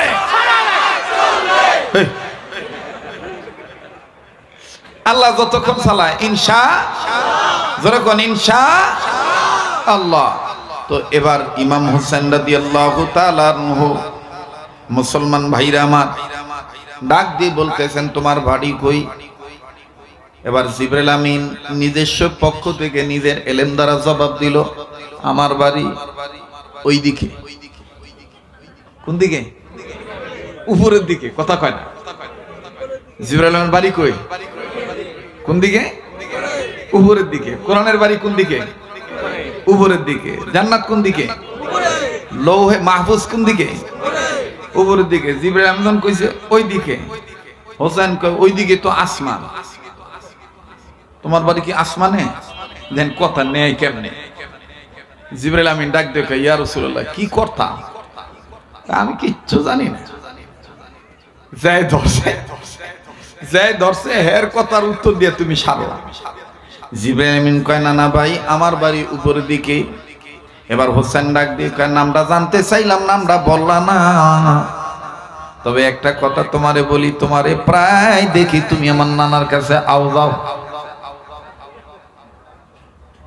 এবার আমি তোমার কাছে জানবার চাই, তুমি কি নানা মুহাম্মদের কাছে এমনি এমনি আসো নাকি কিছু নিয়ে আসো? জিবরাইল আমিন ডাক দিয়ে কয় যখন যেটা প্রয়োজন হয় তখন সেইটা নিয়ে আসি। আইটু জোরে কোন, আবার জোরে কোন সুবহানাল্লাহ। ডাক দিয়ে বলেন যখন যেটা প্রয়োজন হয় তখন সেইটা নিয়ে আসি। এখানে জিবরাইল আমিন মিথ্যা বলেন নাই। যখন যেই ওহির দরকার আল্লাহর পক্ষ থেকে, গড ইজ জিবরিল, আল্লাহর পক্ষ থেকে সেই বিধান নিয়ে জিবরাইল আমিন আসে। বাবাজি যখন নবীর কাছে নাজিল হওয়ার প্রয়োজন ছিল মাকড়সা নামক সূরা, তখন আল্লাহর পক্ষ থেকে জিবরাইল আমিন সূরাতুল আনকাবুত নামক সূরা নাজিল করে দিলেন আল্লাহর পক্ষ থেকে। আওয়াজ দিয়ে বলেন সুবহানাল্লাহ। আরে বন্ধু, যখন প্রয়োজন হলো মহিলা মানুষের ব্যাপারে সূরা নাজিল হওয়া দরকার, জিবরাইল আমিন আল্লাহর পক্ষ থেকে মহিলাদের নামক একটা সূরা নাজিল করে দিল। সূরাটার নাম হলো সূরাতুন নিসা। সূরাটার নাম জোরে কোন? সূরাটার নাম সূরাতুন নিসা। এইভাবে বলতে বলতে বলতে বলতে বলতে বলতে আমার বন্ধুগণ, আমার বাবাজিরা, আপনারা বলতে পারেন হুজুর রাজনীতির নামে কোন সূরা আছে নাকি? বাবাজি এটা একদম সহজ কথা। 114 সূরার মধ্যে একটা সূরার নাম আছে সূরাতুশ শূরা। সূরাতুশ শূরা। শূরা মানেই হলো মিটিং, সিটিং, পরামর্শ, রাজনীতি। যেই সোরেরা কয় রাজনীতি কোরআনেও নাই হাদিস নাই, এগুলো সুরের ঘরের সোর। খুঁজলে দেখবেন হয় কারেন্ট সোর, নাহলে কম্বল সোর, নাহলে জনগণের রিলিফ সোর, নাহলে দেখবেন রাস্তার খোয়া সোর, আল কাতলা পর্যন্ত চুরি করে খায়। এগুলো সুরের ঘরের সোর। কথা বলেন ঠিক কিনা? রাস্তা বানানো দরকার এত ইঞ্চি মোটা করিয়া, হ্যাঁ বানায় থুইছে দরকার মনে করেন 12 ইঞ্চি, হ্যাঁ দিছে 4 ইঞ্চি, 8 ইঞ্চি ওর বাহে ওর নানির ভাতারে নিয়ে খাওয়াইছে। আবার লম্বা লম্বা লেকচার করে, হুজুররা রাজনীতি করবেন না। আর কিছু পাবলিকও আছে দেখবেন দালাল, এরা ডাক দিয়ে চার দোকানে বয়ে বয়ে মসজিদে পর্যন্ত যায় কয়, হুজুর মসজিদের ভিতরে রাজনীতি আলাপ হাইরেন না, রাজনীতি করার দরকার এডি হইলো এডি যারা টেহাওয়ালা হেরা করবো হোমরা সোমরা ভাড়া মাডা, এটি আমনগো করার দরকার না। আপনারা খালি জাকাত ফেতরা খাইবেন, মাদ্রাসা করবেন, মসজিদ দিবেন, ইয়ানাবি সালাম আলাইকা করবেন, জিলাপি ভাইবেন ইত্যাদি। এই সমস্ত চিন্তা ভাবনা যে মুসলমানের, এটা প্রকৃত মুসলমান হই না। তাইলে রাজনীতি নামক সূরা আছে না নাই? জোরে কোন আছে না? সূরাটার নাম কি? সূরাতুল শুরা। এবার আসেন, রাজ্যের নামে সূরা আছে না নাই? রাজ্যের নামে আছে না নাই? সূরাতুল মুলক, সূরাতুল মুলক। আল্লাহু আকবার কোন। আজকে চাইছিলাম অল্প করতে, কিন্তু কথায় খালি কথা বাইরে যাইতেছে। আমাকে পরিষ্কার আলাপ, দেশ সংস্কার হইতে 1 বছর লাগুক আর 2 বছর লাগুক, আমরা আর কোন ধাপ্পা বাদরে ছাপ্পা মারতে রাজি নাই। আমাকে এখন একটাই সিদ্ধান্ত, সময় হইব ইনশাল্লাহ ভোট দেওয়ার সময় এলে আমরা ভোট দেবো কারে? আমাদের নিয়ত হলো ভাক্কা নিয়ত, এবারে ভোট দেবো ভাই সেই মানুষের যে মানুষ পক্ষে থাকে ইমানদারে। ওহনো যেটি দেখবেন মুখটা গুমরা করেছে, আবার দেখবেন যে এটি ভাল লাগতেছে না, শরীর ফোরাইতেছে, মনে করবেন এটি বুঝতেছে যে হুজুরের রাজনীতি তাইলে তো আমরা বাবা বেচতাম না, আমরা তো সবজি ডইলা সুবিধা করতাম না। সবজি ডলা বুঝো? সবজি ডলা গান্দা গান্দা ডলস কি রিপন সবজি, সবজি গান্দার নাম রাখছে এখন সবজি। চোরের ঘরের চোর, আল্লাহ হেদায়েত দান করুক। আপনি আর কত দেখবেন মানুষের তৈরি করা আইন মানুষকে। এই ছেলেটারে তুই করতো নাইছ, তোর বাড়ি কই? এদিকে হ্যাঁ সোজা হইব, ওদিক কারে ডাহস? তোর নানির ভাতারে রে, সোরার ঘরে সোরা। আমি যা কই একদম খুলুম খোলা কই, রাগ করতেছেন? এর চাইতে বালা কথার আমি খুঁজা পাই না। যাই যেমন হের লগে হেমুনি করণ দরকার। হি চলব? একটা কথা মনে হয়ে গেছে, বালা কথা কইতে দে কুমু কথা কয় না কইতা। অনেকদিন আগে বাসে উঠছি, তো মাঝে মাঝে তো বাসে উঠুন লাগে, অনেক আগের কথা। তো শীত মৌসুমে উঠছি বড় বাসে, এক সাইডে 3 সিট আর এক সাইডে 2 সিট, এরকম বাস আসছিল না এক সময়। তো এখন আছে কিন্তু কম দেখা যায়। এই বাসে উঠছি, তো শীত মৌসুম, তো বাইরে টেনে ঠান্ডা বাতাসে জানালা আটকাই দিছে, দরজাও আটকাইছে। তো আমার লগে যেটা বইছে মাঝখানে কর্নারে আর একটাই বইছে, তো মাঝেটা মনে হয় রাইতে কি খাইছে না খাইছে বদহজম হইছে আর কি। হ্যাঁ বইয়ে খালি মোড়ামুড়ি করতেছে, মানে হ্যাঁ চিন্তা করতেছে ভাতটা দিতাম কেমন। তা আমি হুজুর মানুষ, তা আমি হ্যাঁ এই ফেডের বুডুর বুডুর হইনা বুঝা লেছি, হ্যাঁ সারবো ও আমি বাইরে তো ভাবতাম না। তা আমি হুজুর মানুষ, আল্লাহ বাঁচাইছে যে জানালার কাছে বসি। তা আমি যাওয়াই হইব কিয়ামত টিয়ামত যাওয়ার এদিকেও আমি সেদিকে নাক মুখ বাইর করে থুয়ে দিই। তা আল্লাহর কি মেহরবানি, নাক মুখ বাইর করে দিছে এদিকে, হ্যাঁ কতক্ষণ বাদে হ্যাঁ ছাড়ছে, ইমন সারা ছাড়ছে, মনে করেন পুরা বাসের যাত্রীগো নাক মুখ জ্বালায় ছেড়ে দিচ্ছে। তো এইটার লগে যে টাইওয়ালা কুটওয়ালা বেড়ায় বসে, এই কোটওয়ালা বেড়ায় ভদ্রলোকটা নাক মুখ এরকম যাত্রা ডাক দেখায়, দাদা কাজটা ভালো হলো না। তো ভাদুন্যা বেড়ায় মগার করে মগায়, হ্যাঁ ভাবছে আমার মনে এইভাবে ভাত দাউনটা উচিত হয় নাই, একটু বালা মতন দিতে কইতাছে। কেউ রাগ হইতেছে না মেলা, এইটার নাম ওই শরীয়তপুরি। এদিক টাকা। তো এরপরে তো বেড়ায় কতক্ষণ বাদে খুব চাপ দিয়ে রাখছে তা না ভাইরা। তো বড় গাড়ি তো স্পিড ব্রেকার জন পাইছে, উর্ফের তেন জন নিচে নামবো, তখন বেড়ার পিছন দিয়ে আবার বাইরে গেছে। তো তৃতীয় বেড়ায় আবার চিল্লা ডাক দিয়ে, দাদা কাজটা ভালো হলো না। ভাদুন নেবাটা কইতেছে এত করে দিলাম এর ভর যদি বালা না হয় তাহলে তার বালা ভাইতাছি না, আবার যাইতেছি। আমি কিন্তু আর এদিক চাইতেছি না, যাওয়ার হোক এরা হোক। দেখলাম আউলা ঝগড়া লাগিয়ে গেল আর কি বাসের মধ্যে। হ্যাঁ হ্যাঁ সামাজিক মানুষ না, হ্যাঁ সমাজ বোঝে না, হ্যাঁ বাড়ি কই, কেউ কইতেছে রংপুর, কেউ কয় দিনাজপুর, কেউ কয় বরিশাল, মানে দুনিয়ার কথা একজন এক কথা। কিন্তু ফাদুন নেবাটা হ্যাঁ খালি মোড়ামুড়ি করে, হ্যাঁ কিচ্ছু কয় না। আমার তো নামে যোগ্য হ্যাঁ কি এর পর্যায়ে শেষ পর্যায়ে যখন শেষ সুরাফাদ একটা আইলো, ফুসফাদ আর কি এইটা দিয়ে হুরা বাস জ্বালা লাইছে। তো 3 নম্বর বেটা ডাক দেখা, এই বাস থামা, আমি আর যাইতাম না। হ্যাঁ এত করে কইতাছি কাজটা ভালো হইতাছে না, এটা ভালো না। এই ভাদুন না বেটা হ্যাঁ সেটা ডাক দিয়ে কয় এর সাইটার ভালো মতন পারতাম না,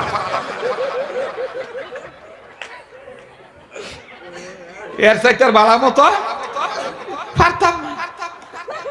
তো শরীয়তপুরীর ওয়াজ এটা ওয়াজ যারা ভালোবাসে তাদের কাছে ভালো লাগে, আর যারা মনে করো যে এটা বালা না, এটা বালা না, তা আমার কাছে আর বালা নাই, এইটাই বালা।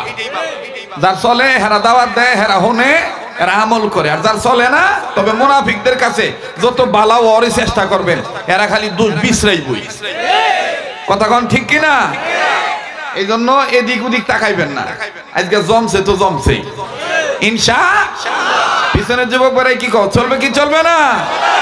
আমাদের সিদ্ধান্ত একটাই, আমরা ছাপ্পা মারবো কোরআন সুন্নাহওয়ালাদেরকে। তো এইবার ডাক দিয়ে কইতেছে, তুমি তো ফরাই নানার কাছে আইও আর যাও, আজকে কিছু লই আইছো না হুদ আইছো, মানে ফেটে তো খিদা। অন জিবরাইল কইতেছে, আমি আর কি লই আইতাম, আমি খালি পকেটে আইছি। হোসেন ডাক দিয়ে কয়, মনে যদি কিছু না নাও, আমি তোমার পকেটে একটু চেক করতাম।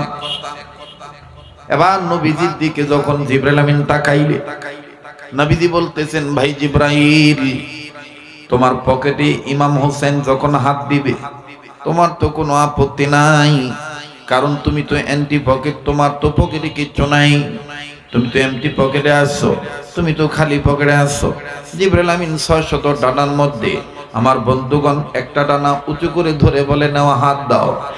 আর ইমাম হুসাইন আমার বন্ধুগণ জিবরাইল আমিন পকেটে যখন হাত দিবে, হাত দেওয়ার আগে আল্লাহকে ডাক দিয়ে বললেন, আল্লাহ গো, মাই কইছে, বাবাই কইছে, তুমি কইছো, তোমার নবী কইছে বিসমিল্লাহির রহমানির রহিম বলে তোমার কোন মুসলমান বান্দা বান্দি যদি নেক কাজে হাত বাড়ায়, আল্লাহ গো তুমি নাকি ওই হাতে খালি হাতে ফিরাও না। আল্লাহ আমার বড্ড খিদা লাগছে, আমি ওনার পকেটে হাত দিতেছি খাউন পাওয়ার আশায়, তোমার নাম বাদ দেই নেই, আল্লাহ তুমি খাউন মিলে দিও। আরে বাবাজি, জিবরাইলের পকেটে যখন ইমাম হোসেন বিসমিল্লাহ বলে হাত ঢুকাইলো, আমার আল্লাহ জান্নাতের ফেরেশতারে ডাক দিয়ে বলল, জান্নাতের ফেরেশতারা রে, আমার হুসাইন বিসমিল্লাহ বলে হাত ঢুকায় দিছে রে, আমি আল্লাহ পাক তোমাদেরকে নির্দেশ দিয়ে দিলাম, জান্নাত থেকে এক ঝোপা আঙ্গুর আমার ফেরেশতা জিবরাইলের পকেটের মধ্যে ঢুকাইয়া দাও। নারে তাকবীর!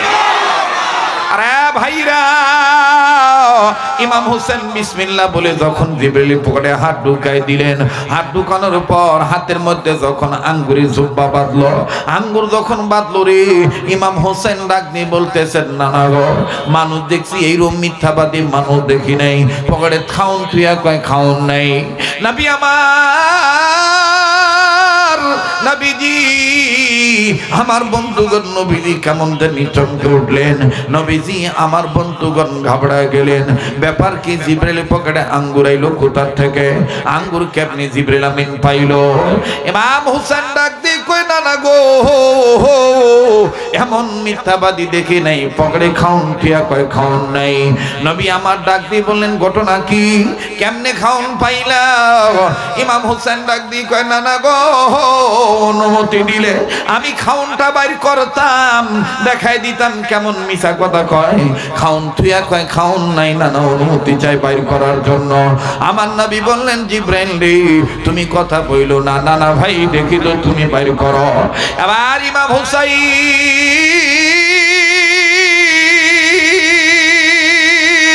বিসমিল্লাহ বলিয়া হাত ঢুকাইছিল, আল্লাহু আকবার বলে যখন পকেট থেকে উপরের দিকে হাত তুললো, ওরে বন্ধুরে নবীজি নজর করে দেখতেছেন ইমাম হুসাইনের হাতে এক জোপা আঙ্গুর দেখা যায়।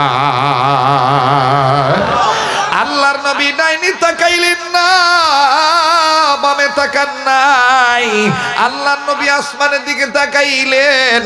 এই খেলাটা কে খেলতেছে আমি নবী জানবার চাই। নবীজি যখন আসমানের দিকে তাকাইলেন, আমার আল্লাহ ডাক দিয়ে বলতেছেন, নবী গো, আপনার নাতি হুসেনের ইজ্জত রক্ষা করার জন্য, জান্নাতি যুবকদের সর্দারের ইজ্জত রক্ষা করার জন্য আমি আল্লাহ জান্নাত থেকে এক জোপা আঙ্গুর পাঠায় দিলাম। আমরা গুনাহগার গো আল্লাহ, আমরা গুনাহগার, আমরা গুনাহগার গো আল্লাহ, বলেন আমরা গুনাহগার গো আল্লাহ, আমরা গুনাহগার, দয়া করে গুনাহগুলি মাফ করে দাও, তোমার নাম যে গফুর গফার। আমরা গুনাহগার গো আল্লাহ। এ ভাই গুনাহ আছে না নাই? এতগুলো মানুষ স্বীকার করতে কি কোনো লজ্জা করতেছে নাকি? তওবার নিয়তে আল্লাহর কাছে বলেন না, আমরা গুনাহগার গো আল্লাহ, জোরে আমরা গুনাহগার গো আল্লাহ, আমরা গুনাহগার, দয়া করে মোদের গুনাহ মাফ করে দাও, তোমার নাম যে গফুর গফার। আমরা গুনাহগার গো আল্লাহ, তুমি রহিম তুমি করিম তুমি যে সত্তার, তুমি রহিম তুমি করিম তুমি যে সত্তার, তুমি খালিক তুমি মালিক তুমি যে রব্বা, তুমি খালিক তুমি মালিক তুমি যে জব্বার, তুমি রহিম তুমি করিম তুমি যে সত্তার, তুমি খালিক তুমি মালিক তুমি যে জব্বার। আরো তোমার নাম আছে গফুর গফার, আরো তোমার নাম আছে গফুর গফার। আমরা গুনাহগার গো আল্লাহ, আমরা গুনাহগার, জোরে আমরা গুনাহগার গো আল্লাহ, জোরে আমরা গুনাহগার গো আল্লাহ, আমরা গুনাহগার, দয়া করে গুনাহগুলি মাফ করে দাও, তোমার নাম যে গফুর গফার। আমরা গুনাহগার গো আল্লাহ। যখন আমি ছোট্ট ছিলাম, দাঁত ছিল না মুখে, তরল খাবার আল্লাহ তুমি দিয়া দিছ মা জননীর বুকে, আল্লাহ মা জননীর বুকে, ঠিক কিনা? যখন আমি ছোট্ট ছিলাম, দাঁত ছিল না মুখে, তরল খাবার আল্লাহ তুমি দিয়া দিছ মা জননীর বুকে, আল্লাহ মা জননীর বুকে। তাই তো তোমার সিফাত হলো আল্লাহু আকবার, তাই তো তোমার সিফাত হলো আল্লাহু আকবার। আমরা গুনাহগার গো আল্লাহ, আমরা গুনাহগার, আমরা গুনাহগার গো আল্লাহ। দেখেন, যার বলতে ভাল লাগে বুঝে নেন আল্লাহ আপনাকে মাফ করে দিবে। আমরা গুনাহগার গো আল্লাহ, জোরে আমরা গুনাহগার গো আল্লাহ, আমরা গুনাহগার, দয়া করে মোদের গুনাহ মাফ করে দাও, তোমার নাম যে গফুর গফার। নারায়ে তাকবীর, নারায়ে তাকবীর, বলেন চলবে কি চলবে না? এবার নবীজি ডাক দিয়ে বলেন, হুসাইন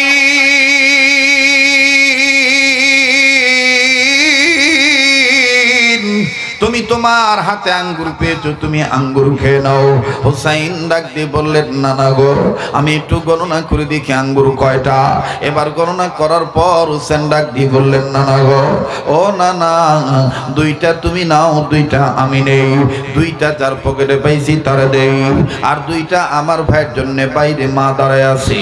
নবীজি ডাক দিয়ে বললেন, হুসাইন রে, তোমার মা দাঁড়িয়ে আছে মানে বুঝি নাই।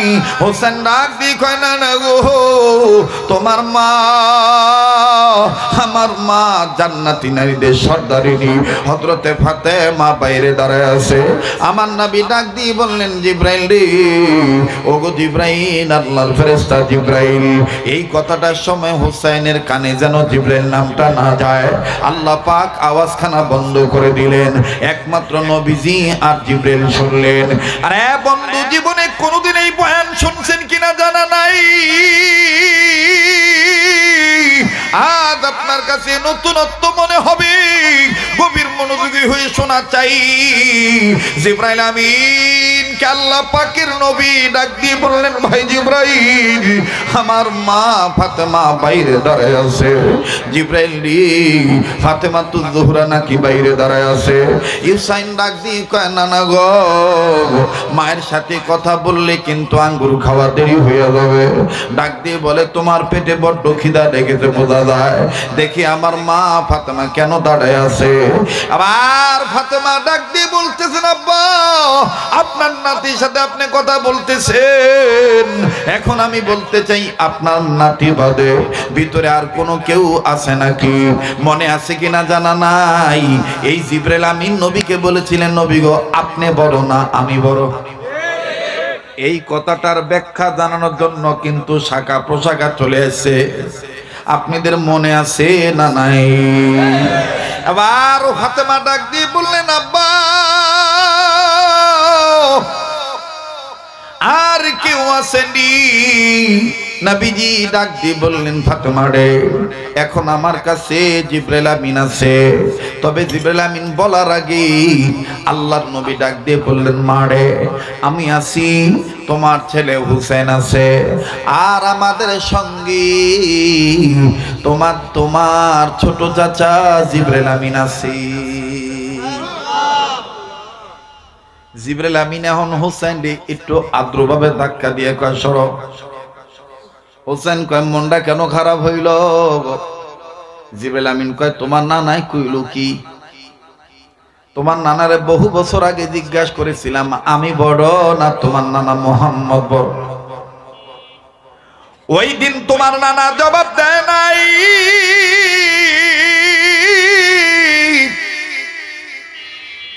তোমার নানা বলেছেন, ভাই জিবরাইল, জবাব আমার দেওয়া লাগবে না, জবাব তুমি তোমার একদিন পেয়ে যাইবা।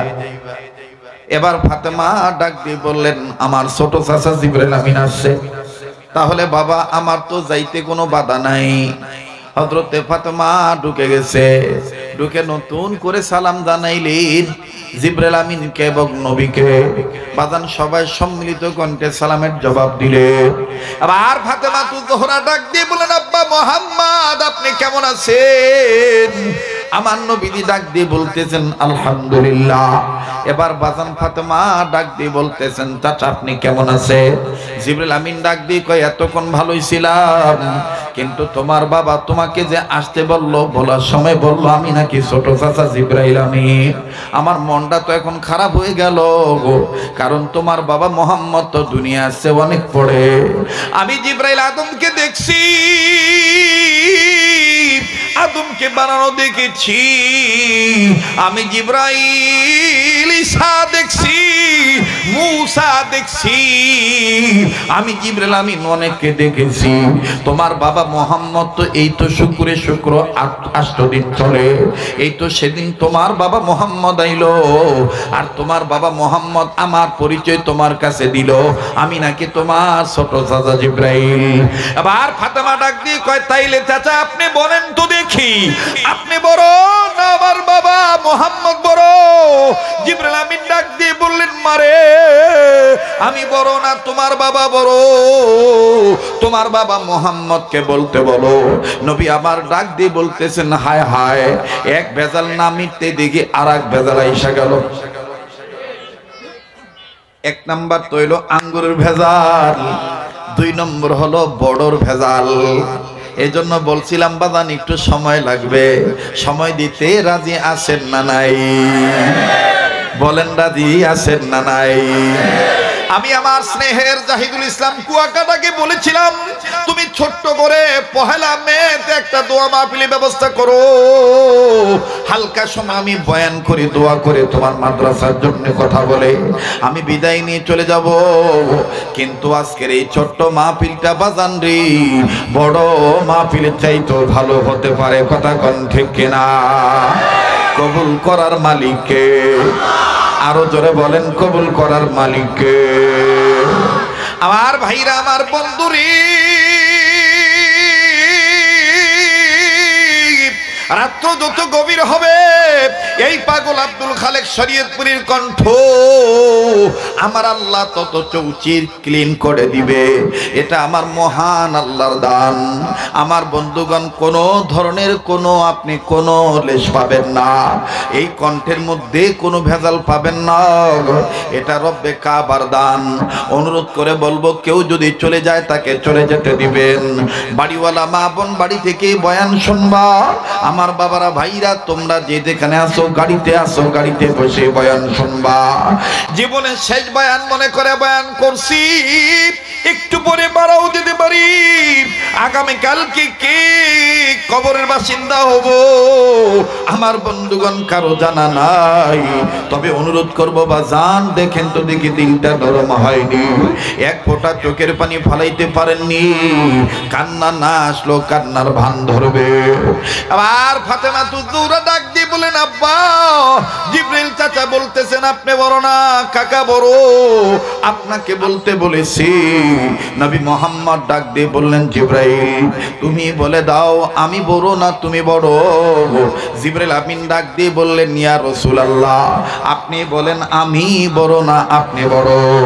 আমার নবী বললেন, না তুমি বলো, যেহেতু তোমার মনে খটকা লাগছে, তোমার ছোট বলার কারণে তোমার মনে খটকা লেগেছে, তুমি বলো কে বড়? জিবরাইল আমিন ডাক দিয়ে কয়, তাইলে ফাতেমা এবং ফাতেমার বাবা উভয় শোনেন। আমি আমার আল্লাহ আসমান বানানোর পর আসমানকে আল্লাহ তাআলা চন্দ্র সূর্য তারা দিয়ে সাজাইলেন। তারা দিয়ে আল্লাহ তাআলা এত সুন্দর করে আসমান সাজাইলেন, এত সুন্দর করে আল্লাহ তারা সাজাইলেন, এত সুন্দর করে আল্লাহ তারা দিয়ে আসমানকে সাজাইলেন। আসমান দেখতে বড় ভালোই লাগে, কিন্তু আমার আল্লাহ আমাকে একদিন ডাক দিয়ে বললেন, জিবরাইল রে এই আসমানের সৌন্দর্য বাড়ানোর জন্য আমি আল্লাহ তাআলা স্পেশাল একটা তারা বানাইলাম। এই তারাটা এই কোটি কোটি লক্ষ লক্ষ তারার মাঝে আমি উঠাবো, দেখবা অন্যান্য তারার চাইতে এই তারাটা অনেক সুন্দর। আরে বন্ধু, আমার নবীকে জিবরিল আমিন ডাক দিয়ে বললেন, ইয়া রাসূলুল্লাহ ইয়া হাবিবাল্লাহ, আমি তখন ওই আসমানের দিকে নজর দিলাম। আসমানের দিকে নজর দিয়া দেখতে পাইলাম এত সুন্দর তারা আল্লাহ বানাইছেন, লক্ষ কোটি তারার চাইতে ওই তারাটা জবর সুন্দর। ওই তারাটার দিকে দেখতে দেখতে দেখতে দেখতে দেখতে দেখতে আমার সময় পার হইল ৭০,০০০ বছর। হঠাৎ করে ৭০,০০০ বছর পর এই তারাটা চলে গেল। কথাটা কোথায় পাইবেন? কিতাবটার নাম হলো যে ফুলের খুশবুতে সারা জাহান মাতোয়ারা। লেখকের মুসান্নেফের নাম হলো তাফসিরে নূরুল কোরআনের মুসান্নেফ। আমাদের ঢাকা জেলার লালবাগ থানার লালবাগ শাহী মসজিদের দীর্ঘদিনের যিনি খতিব ছিলেন, বিটিভিতে একাধিকবার যার মিলাদ আপনারা শুনেছেন, যিনি সুন্দর তাফসীর করতেন, সাহারি ইফতারির আগে যিনি বয়ান করতেন, ওই মরহুম মাওলানা আমিরুল ইসলাম রাহমাতুল্লাহি আলাইহি, তিনি তার যে ফুলের খুশবুতে সারা জাহান মাতোয়ারা এই কিতাবটার মধ্যে নবীজির নূর বলতে যাইয়া, নবীজির বরত্ব ওয়ারাফা'না লাকা যিকরাক কথাটা বুঝাইতে যাইয়া, বাজান রে আল্লাহু আকবার, নবীর সম্মানের কথা বলতে যাইয়া উনি ঘটনাটা এখানে ইজহার করেছেন। আমার ভাইরা, তবে অনেক উলামায়ে কেরাম এই হাদিসটার ব্যাপারে আমার বন্ধুগণ দ্বিমত পোষণ করেছেন। আমার বাবাদিরা, আমি ওদিকে যাচ্ছি না, আমলের জন্য শুধু ওয়াজের জন্য বলতেছি।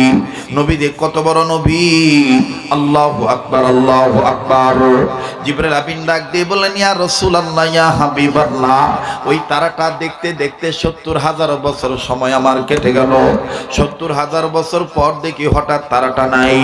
অপেক্ষায় থাকতে থাকতে থাকলাম আবার তারাটা কবে উঠবে। ওগো নবীজি,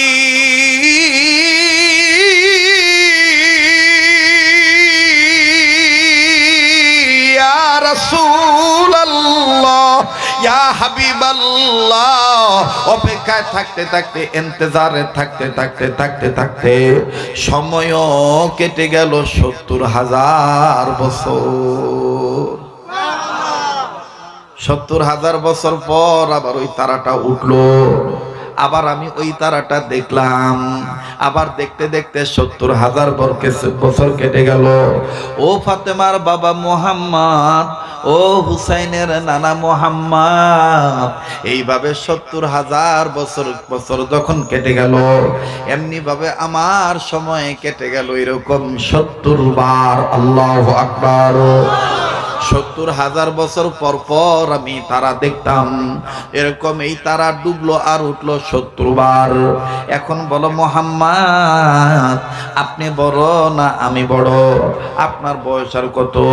নবী আমার ডাক দিয়ে বললেন, জিব্রাইল, ও ভাই জিব্রাইল, এখন কি আর ওই তারা দেখতে পান? জিব্রাইল আমিন বলেন, ইয়া রাসূলুল্লাহ, আপনি যেদিন মা আমেনার গর্ভে চলে আসলেন ওই দিন থেকে আর এই তারাটা আমি দেখতে পাই না। আমার নবী বলে, জিব্রাইল,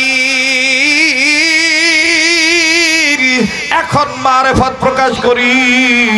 ওই সুন্দর তারাটার নাম ওই ছিল মুহাম্মদ রাসূল। আল্লাহু আকবার বলে, আবার জোরে কোন আল্লাহু আকবার। तेरे नस्ले पाक में है बच्चा बच्चा नूर का, तो है आईने नूर तेरा सब घराना नूर का। नूर वाला आया है, नूर लेकर आया है, छारे आलम में ये देखो कैसा नूर छाया है। तेरे नस्ले पाक में है बच्चा बच्चा नूर का, तू है आईने नूर तेरा सब घराना नूर का। नूर वाला आया है, नूर लेकर आया है, छारे आलम में ये देखो कैसा नूर छाया है। अस्सलातु अस्सलामु अलैका या रसूल अल्लाह, अस्सलातु अस्सलामु अलैका या हबीब अल्लाह। मरहबा कौन? जब तो लोग के चाँद तारे झिलमिलाती जाएंगी, तब तो लोग जिसमें बलादत हम मनाती जाएंगी। जब तो लोग के चाँद तारे झिलमिलाती जाएंगी, तब तो लोग जिसमें बलादत हम मनाती जाएंगी। नूर वाला आया है, नूर लेकर आया है, छारे आलम में ये देखो कैसा नूर छाया है। अस्सलातु अस्सलामु अलैका या रसूल अल्लाह, अस्सलातु अस्सलामु अलैका या हबीब अल्लाह। ত্রিভুবনের প্রিয় মুহাম্মদ, জোরে, ত্রিভুবনের প্রিয় মুহাম্মদ এলো রে দুনিয়ায়। আয়ের সাগর আকাশ বাতাস দেখবি যদি। জোরে কোন মারহাবা। মাশাআল্লাহ, রহমতের বাতাস বইতেছে, খুব ভালো লাগতেছে। বাইরে নবীর প্রেম ছাড়া উম্মতের উপায় নাই। কথা বলেন ঠিক কিনা? নবীর প্রেম আছে যেখানে, উম্মতে মুহাম্মদী আছে সেখানে। নবীকে যারা গালি দিবে, নবীর বিরুদ্ধে যারা কথা বলবে, তাদের সাথে আমরা নাই। প্রয়োজন বোধে নবীর বিরুদ্ধে যারা কথা বলবে তাদের বিরুদ্ধে আমরা জিহাদ ঘোষণা করব। ঠিক কিনা বলে?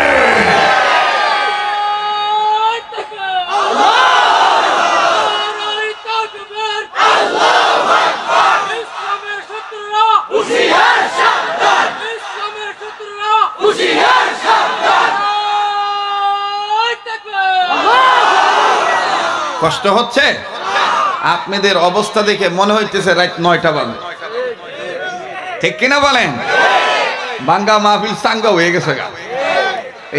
এইটা বরকত দিছে কেঠা? যেরকম কেঠা আল্লাহ দিছে। আল্লাহ সবকিছুর মালিক। ঠিক কিনা কম? যারা কইছিল মাহফিল হইব না, বক্তা বি এখন আয় নাই, এত রাই তো আজ হয়নি, বাজ্যে হইয়ে থাইগা এখানে কি মাহফিল হইব? কেঠাইব কেঠাইব, দেখ তোর জ্যাঠারাই বই রয়েছে। আইব কেঠা? আইছে তোর জ্যাঠা। ওহনা আমাকে ঠেকাই কেঠা? তাইলে আবার কোন আজকের মাহফিল, আমি কম আজকের মাহফিল, আপনারা কইবেন চলবো আজকের মাহফিল কতক্ষণ চলবে? ওহনো কয়সার রাখছো